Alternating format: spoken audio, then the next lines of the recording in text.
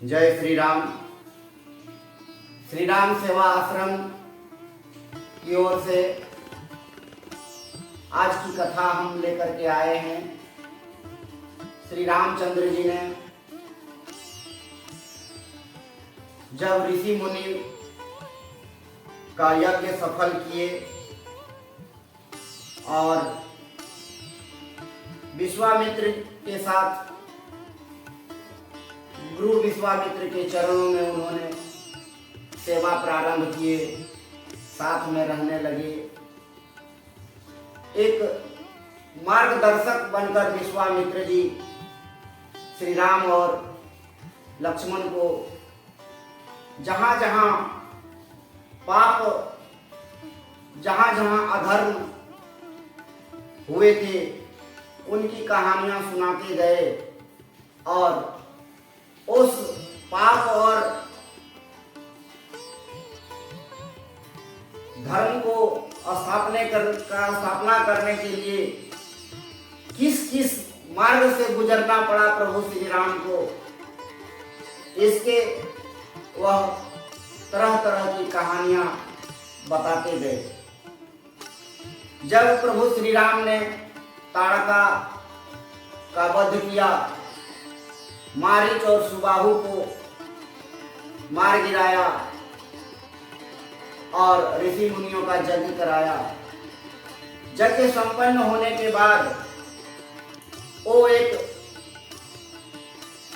रास्ते से गुजर रहे थे, तब रामचरितमानस में ये वर्णित है। तब मुनि सादर कहा बुझाई, चरित एक प्रभु देखई जाई। धनुष यज्ञ सुनी रघुकुल नाथा, हरषि चले मुनिवर के साथा। वाल्मीकि जी ने और श्री रामचंद्र मानस में वर्णन है कि जैसे ही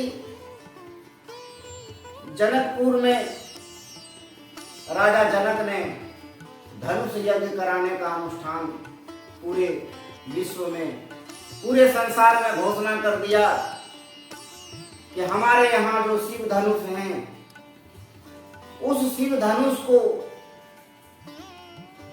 जो उठाएंगे, हमारी बेटी, हमारी पुत्री का विवाह उस राजा के साथ हो जाएगा। यह बात मुनि विश्वामित्र ने प्रभु श्री राम और लक्ष्मण को सुनाया और बोले कि हे राजकुमार, चलो उस धनुष यज्ञ को हम लोग देखने जाते हैं। रास्ते में एक आश्रम मिला, जहां आश्रम वीरान पड़ा हुआ था। आश्रम एक दीख मग माही, खग मृग जीव जंतु तह नाही।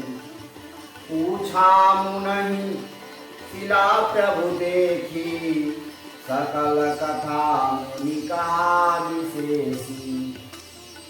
जब प्रभु श्री राम और लक्ष्मण अपने गुरु के साथ, विश्वामित्र के साथ धनुष यज्ञ देखने के लिए जब जा रहे थे, रास्ते में एक आश्रम दिखा, जहां पर कोई जीव जंतु, पशु पक्षी, मुनि महात्मा कोई वहां नहीं थे। तब प्रभु ने पूछा कि हे मुनिवर, हे गुरुदेव, बताएं ये कौन सा आश्रम है जहां पर एक पत्थर पड़ा हुआ है, बाकी यहाँ पर न यज्ञ हो रहा है, न कोई पूजा पाठ हो रही है, न कोई ऋषि मुनि महात्मा दिख रहे हैं और न ही यहाँ का वातावरण अच्छा है। तब प्रभु को मार्ग में एक आश्रम के बारे में बताया कि हे प्रभु, हे श्री राम, यह जो आश्रम है, यह जो पत्थर है, ये गौतम ऋषि मुनि की पत्नी अहिल्या गौतम मुनि के श्राप से यह पत्थर बन गई है। इसका उद्धार करो, इसका कल्याण करो। तब जाकर के प्रभु श्री राम ने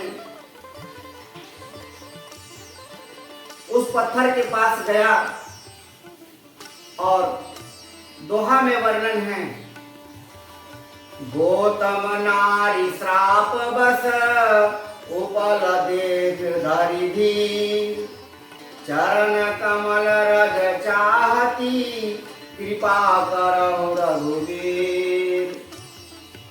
गौतम ऋषि मुनि की स्त्री अहिल्या श्रापवश यह पत्थर देह धारण करके यहाँ पड़ा हुआ है। हे प्रभु, अपने चरण कमल से इनके मस्तक को स्पर्श कीजिए और इन्हें उद्धार कीजिए।